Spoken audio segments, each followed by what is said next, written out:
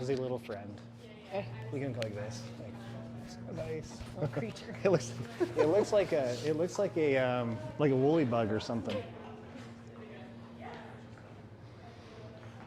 All right, everybody, we're going to start here in just a couple of minutes. We had an audio issue last time, so we're going to do an audio check right now, but and we'll start in three or 4 minutes. Oh, Calvin, I have What? a question. Yeah.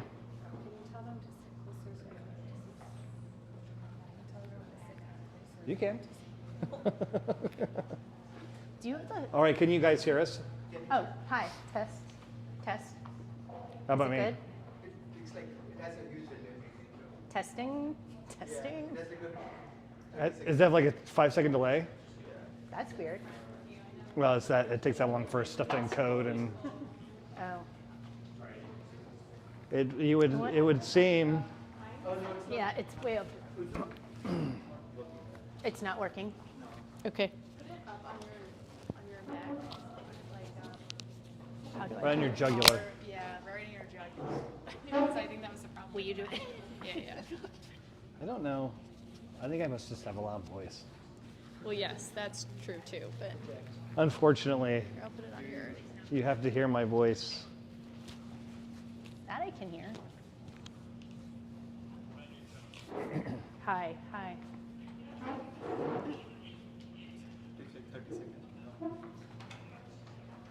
Testing. So like you can see here, like you can hear Canon like Yeah, so clearly. I know, it's perfect. Do you want to just do the presentation? Maybe we want. Let's switch. Yeah. Let's switch mics and see if it. No, really? Yeah. Is ours working? Or is it?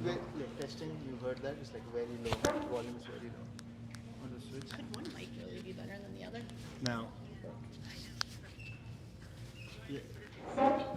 Yeah, see, look at the Yeah. sound is like very low. Okay. Testing for the second time. Testing.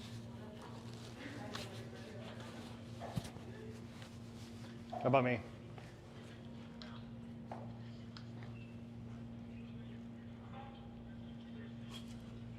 Check. Mic check. Check. Yeah, now it's good. How about me? How's mine? So keep coming. Yeah, it's okay. You're always good. Unfortunately, I have a loud voice. It wasn't necessarily good when you were a kid. You guys want to come on over? We're about to start. We're doing a live stream, so it's our first live stream we've done in a couple of years, if ever, maybe. You have to sit in the front row because you're last. VIP seats. Right? VIP seats. I made the joke last time because no one sat in the front row, so we got rid of the front row. That you have to be the teacher's pet to sit in the front row, right? It's an old bad joke, I guess. Are we at time? I guess we are. Oh yeah, 2:30. All right, everybody, thank you for joining us today. This is our second session. We had a great earlier session around CTV and our new report that came out for first half of 2021. On your chairs, you do have a copy of that, actual paper copy, which is kind of interesting. I haven't had to print anything in a couple of years, so it was kind of fun to figure that out. But we have 3 different reports there. 2 are mobile reports. One's for the Google Play Store, one's for Apple. We talk a lot about kind of the privacy and compliance and delisting out of that report. We also just released our CTV report, which Brooke did earlier today and did that presentation. This presentation is going to be on children's privacy, safety, and COPPA violation risks. We just did a webinar 3 weeks ago, 2.5 weeks ago. It was just last week. Last week, it was so last week, I can't remember.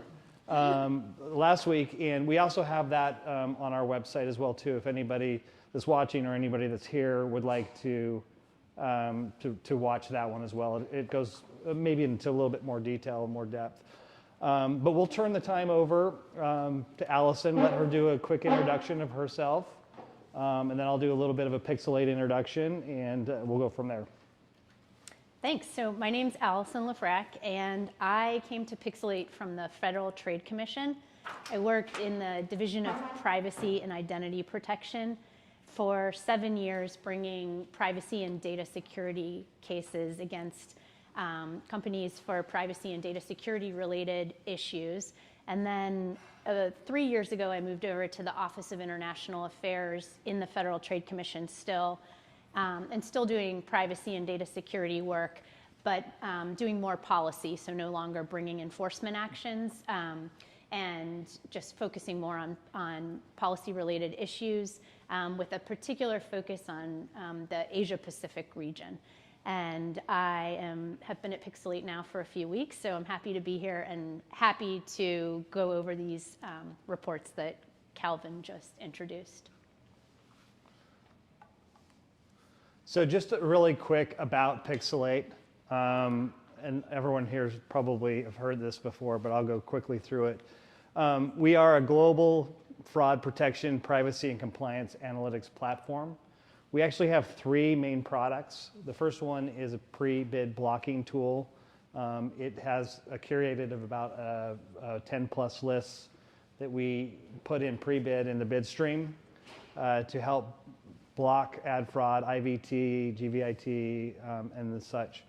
The second product is our analytics product. Our analytics product goes hand in hand with that. Most people would like to see how those blocking tools are working. So they typically have the analytics product as well.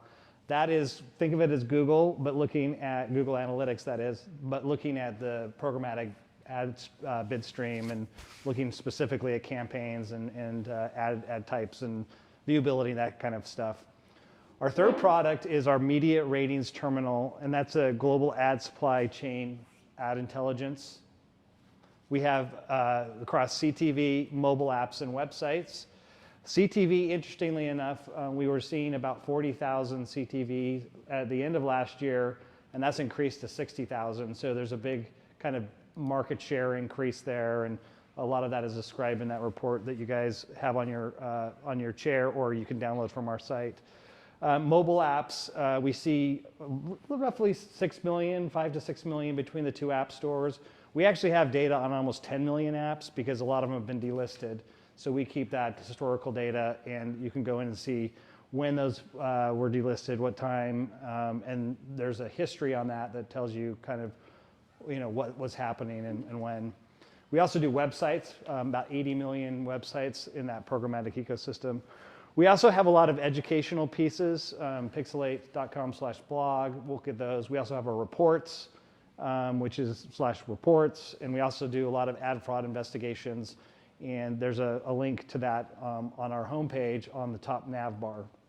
I think that gives a pretty good round around that. We do have offices in London, Palo Alto, New York, and Singapore. We're just did a fundraising round about 2 months ago, raised a little over $18 million, and we're using that money to grow globally, increase our product footprint, and also sales and marketing, and the product itself. So I'll turn the time back over to Allison to get into the main part of this presentation. Sure. So privacy right now is under the microscope, and this slide shows a few of the headlines that we're seeing in the news right now.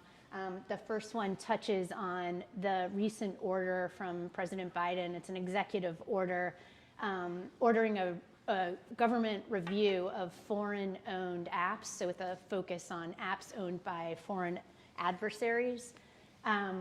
This also touches on the recent $1 billion that was earmarked to the Federal Trade Commission for its privacy work. Recently, the Senate Commerce Committee held a hearing on this earmarked money, as well as there was coverage of children's online privacy issues and discussion of a potential federal privacy law. Also on this slide is touching on the issue of big tech making it more difficult to track consumers across different publishers and websites. So these headlines about Apple's decision to turn off the identifier for advertisers by default, and also Google planning to turn off third-party cookies in the Chrome browser next year. So all of this making privacy a big issue right now. So I'm going to be talking about privacy risk factors today, but there's several rules and regulations that already exist, and some of the key ones that are important for our discussion today. Primarily, there's COPPA, the Children's Online Privacy Protection Act, which is enforced by the Federal Trade Commission. And this is the US law that applies to websites or online services that are directed to kids and websites and online services that have actual knowledge that they're collecting personal information from kids. And COPPA has a number of requirements of these websites and online services. One of the most important aspects of it is requiring a privacy policy that lays out in detail what personal information is being collected, how it's being used, and how it's being safeguarded. Another big part of the law is if you are collecting personal information from kids, you are required to get verifiable parental consent under the law. So the rule implementing the law lays out in detail the methods and mechanisms for getting verified parental consent. One thing I wanted to point out about COPPA is that it is extraterritorial in scope. So online services that are directing that are engaging in commerce in the United States, which would mean selling your app to kids in the United States, they fall under the jurisdiction of COPPA and are therefore subject to all of the requirements under it. Just this summer, the Federal Trade Commission settled a case with an online coloring book app called Recolor, and that was operated by a Canadian-based company. And so the case was against the Canadian-based company and also its Finnish sub. There's also state laws that have recently been passed, and the three that are enacted now are California, Virginia, and Colorado. There are at least 4 other states that are in the process of enacting state privacy laws. And so all of these state laws have a number of things in common, but they all require commercial websites or online services to post a privacy policy that, again, specifies clearly what personal information is being collected, how it's being used, safeguarded, shared, et cetera. And then finally, there's global laws. So across the world right now, countries are continuing to enact both laws and also codes of practice and recommendations. So the big one that gets a lot of press and attention is GDPR, but there are many other ones that have been recently enacted, including in China and Brazil. And then of note, just for the kids space, is that the UK recently issued an age-appropriate design code, and this is for websites and online services that are creating apps and online services that are likely to be accessed by kids under 18, so a higher age there.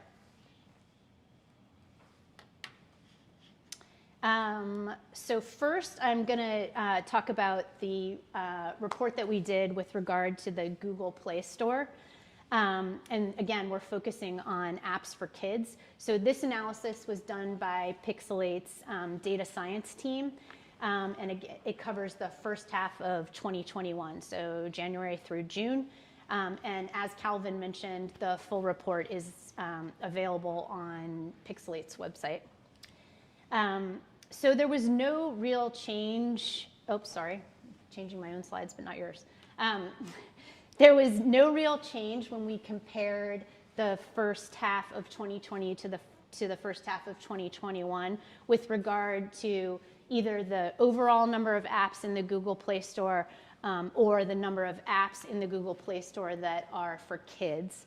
And when we say for kids in this report, what we're basing that on is the rating that the app has in the store. So any rating that makes it clear that it would be, it purports to be for kids under 13, then we would include that as a kids app here. So 87% of the apps in the Google Play Store purport to be suited for audiences that include kids 12 and under. And close to 3 million apps in 2021 in the Google Play Store purport to be suited for kids out of a total of 3.4 million apps.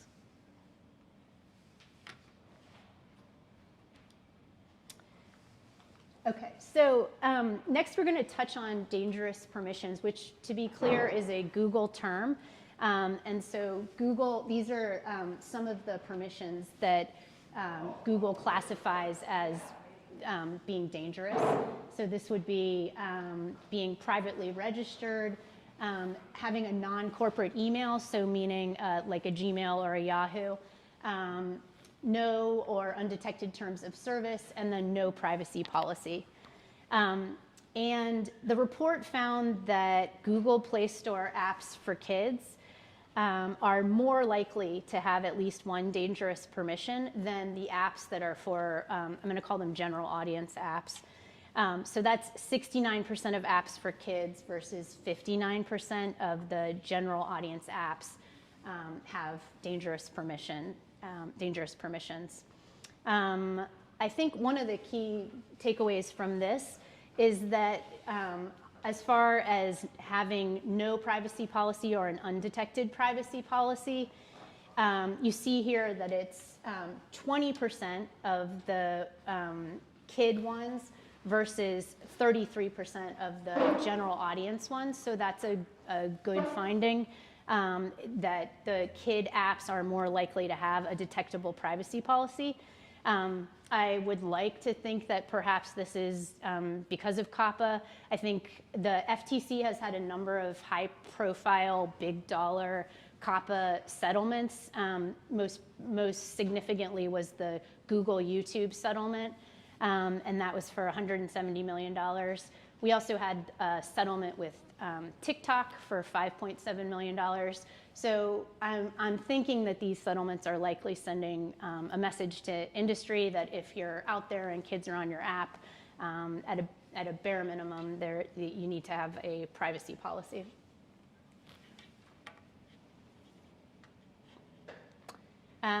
So this slide shows that 350,000 Google Play Store apps for kids have no app country of registry listed and no or an undetected privacy policy. And this is showing the top 10 countries with the most apps for kids that had no privacy policy.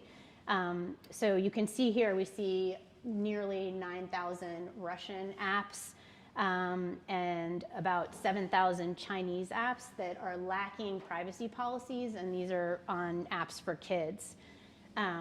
So I think that the Biden executive order that I mentioned recently that's launching this US government review of foreign adversary-owned apps over potential security concerns, I think these are likely to be the types of apps that may come under review.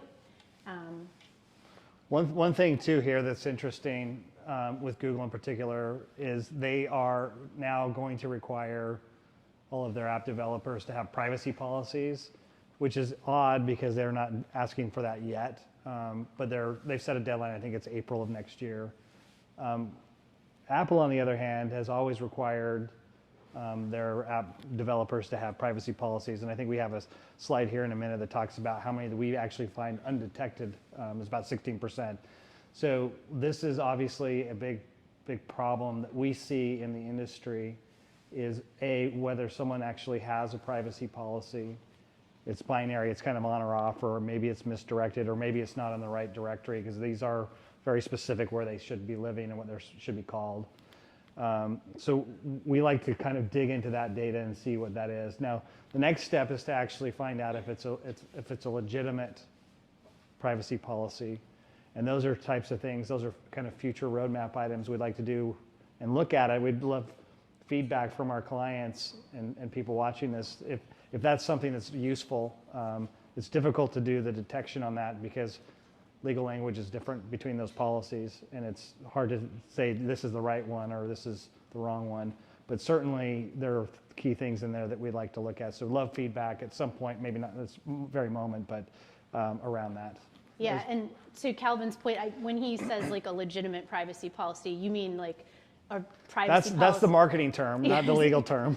Like tailored to that particular app and what you are actually doing. One thing we saw a lot in my work at the Federal Trade Commission is apps would just take the Apple privacy policy and like cut, paste, put it as their own without even glancing at it. So it was often, I would call that an illegitimate privacy policy. Well, and it also depends on who they're doing business with as third-party developers and who's collecting data. There's all sorts of, you can get really granular and deep into those privacy policies, as everyone here probably knows. But at least having one is a good start, in our opinion. But then, how legitimate is it, or how accurate is it? Yep. Yeah. Okay. So this is showing that 157,000 apps for kids in the Google Play Store request 3 dangerous permissions, and 3 that are particularly of concern for a kid's app: camera access, access to the mic, and find geo location. So this also shows the countries with the most types of these apps that are requesting all 3 of those permissions. And we also saw a 25% increase in these types of apps for kids compared with this data from the last year. So really a rise in kids' apps that are requesting a lot of potentially personal information. A majority of these apps have no country of origin listed or identified. You'll see a lot of the US apps are requesting all 3 of these permissions, more than 15,000. And then the other 2 countries that are in the top 5 there are India and China. And so I think it makes a lot of sense that apps for kids would be requesting this type of functionality because, to make it interactive and whatnot. That makes sense as far as camera and mic access. It's a little concerning to request geo as well. It's hard to imagine why an app for kids would need geo. But again, all of this just implicates COPPA and begs the question of whether or not these apps that are requesting all of this information from kids are doing what they're supposed to do under COPPA, which in this case would mean notifying parents of this, what they're collecting, and then also getting verified parental consent to do so. I wanted to just make a quick note about ad network liability under COPPA at this here. So ad networks are liable under COPPA when they have actual knowledge that they are collecting personal information of users from a child-directed app. They also can be liable, again, under the actual knowledge aspect, if a representative of the ad network recognizes the child-directed nature of the app that they are collecting personal information from.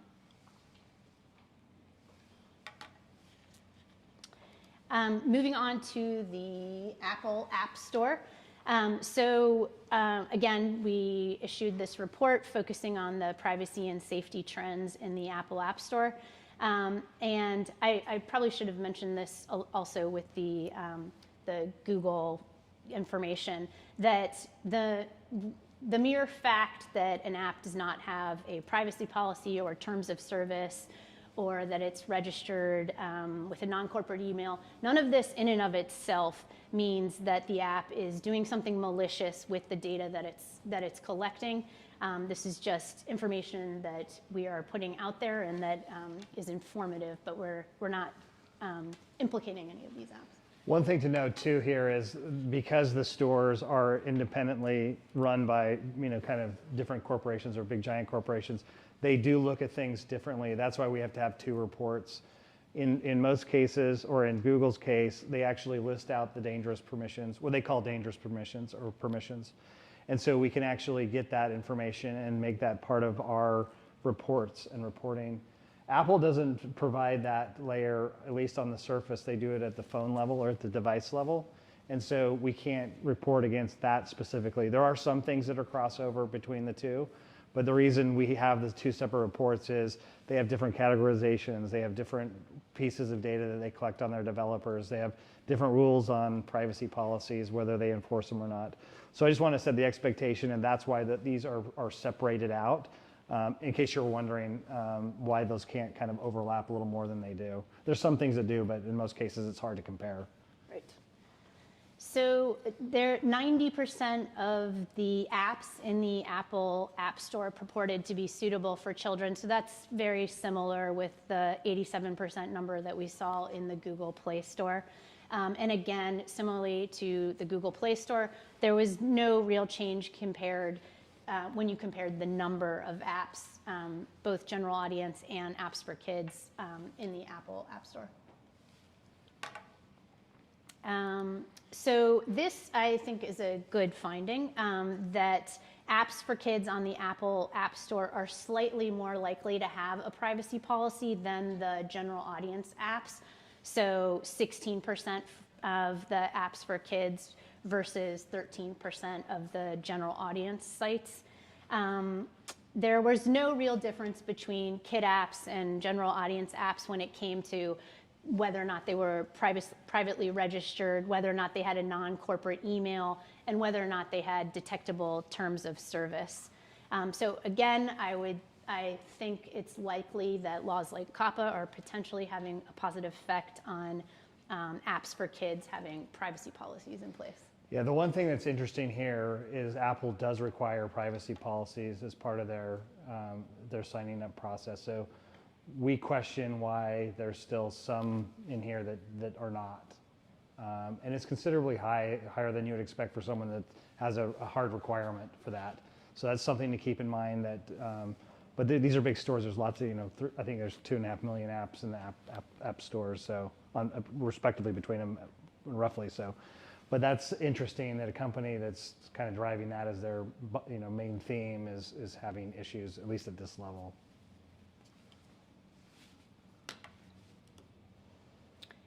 So here we're seeing 200,000 Apple App Store apps for kids that have no country of registry listed for the app and no privacy policy detected. This slide shows the countries with the most apps for kids that have no detectable privacy policy. So we're seeing nearly 5,000 Chinese apps and about 1,000 Russian apps that are lacking privacy policies on apps for kids. This data is indicative of what we would see when we would do what we called sweeps to look for potential COPPA violations, that a large number of the apps and websites that are violating COPPA are often foreign apps.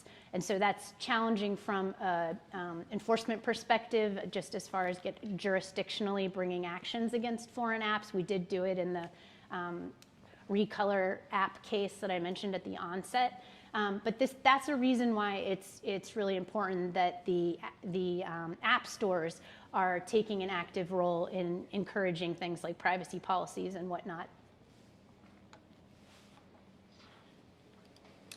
And this data is the only slide I have on this, but this is the data that comes from our prior report on delisted apps. And again, that report is on the Pixalate website. But what you see here is a big difference in the delisted apps versus the active apps with regard to the privacy policy.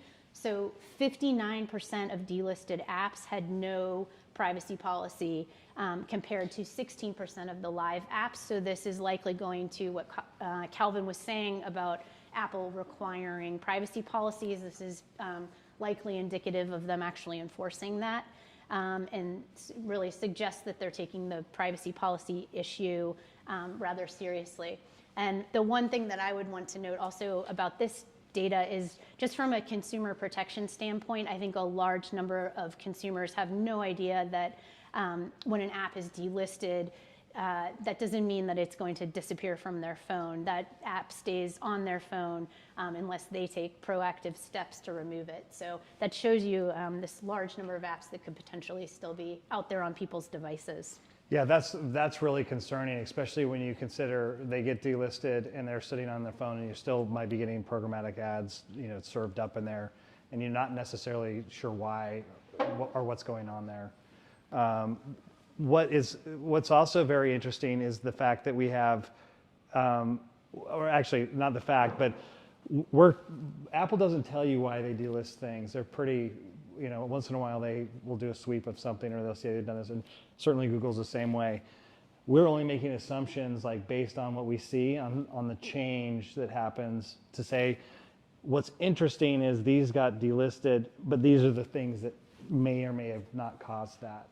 These are our assumptions to say, hey, of these delisted apps, this is how many targeted this many kids, this many privately registered. But the terms and services and the privacy policy are certainly on Apple's side, kind of like Allison was saying, shows that they probably are enforcing that, or could potentially be enforcing that. And that is it. So if anyone has any questions, please let us know. But otherwise, thank you for your attention. For the 90% of apps that target children, is that saying those are apps that have children as part of their audience, or that they're primarily made for children and children are the bulk of their audience? It's saying as part of the audience. Okay. Yeah. Any other questions? Jay. Allison, as you take out your crystal ball and look at the next few years, how do you think about enforcement? So you were around the forefront of the FTC's enforcement actions, and certainly very large dollar amount enforcement actions have been taken. How do you think about it globally, and where do you think we're headed? I do think we will start to see more enforcement actions under GDPR-K, which is the kid aspect of GDPR, sorry. And I do think, China recently enacted a law with a kid privacy-related aspect to it. I would welcome seeing some enforcement there. China is one of the countries, along with India, where we saw a large number of apps for kids, and there I mean directly for kids, not just kids as a subset, that were not complying with COPPA. So hopefully we're going to start seeing more. As of now, the U.S. has really been the main country that's bringing these types of cases. As a follow-up, can you quantify what is the risk? So for a global company, what are we talking about from a magnitude standpoint of risk? Well, I'll speak specifically about COPPA. So the civil penalty is it could be measured. It's $43,000 per violation is how the civil penalty can be calculated. So if there's a lot of discrepancy with how the FTC calculates that. But they could hypothetically count that as a per user or per piece of personal information times 43,000. So it's definitely something that companies need to be aware of as far as protecting the bottom line. So it could be a significant amount of money based on the interpretation and how widespread the violation was. Right. Makes sense. You mentioned about ad networks regularly, right? But when it comes to, say, ad exchanges or DSPs, for example, ad exchange, it doesn't have access directly to the app, but it just passes the information from third-party ad networks. And for example, DSPs who receive this information to make a decision whether to serve an ad or not. So what about liability on those sides? Well, so the way COPPA triggers liability is an actual knowledge standpoint when it's a third party. So if you're not the actual website or online service that is specifically directed to kids, it's that actual knowledge standard that's applied. So it would be similar, I think, with regard to the liability for ad networks is if the child-directed website or online service signals to the third party, be it an ad exchange or what have you, that they are child directed, that there triggers liability if the third party is collecting personal information from kids. So basically, if they do, the ad exchange basically has to kind of skip processing this image request and just like drop it, right? Kind of. Does this make sense? I don't know if I totally understand that question. I Do you? mean, if the app collects information from its apps, right, and like passes the signal to the exchange sees that, it doesn't have to process this kind of app call at all, right? Right. Sounds, I mean, strictly speaking, yeah, that's what they should do. If there is signal, if there are signals about kids in there and they find that there is no privacy policy, that's what they probably should do. But I don't know what the practical thing is really being done. Thanks. All right, any other questions? I know we've got just a minute or two over here, but good ones. Thank you for asking those. All right, well, thank you everyone for coming. Thanks, Allison, for doing. Thank you. Thanks, guys. We will have our next, we're talking about supply path optimization. Woohoo! It's very exciting. It actually is exciting. That'll be, and I forgot the time, 4 o'clock? 4 o'clock. So we'll be broadcasting live on YouTube stream, and whoever's still here can join us then. So thank you, everybody, and appreciate it. Thank you. Thanks, guys.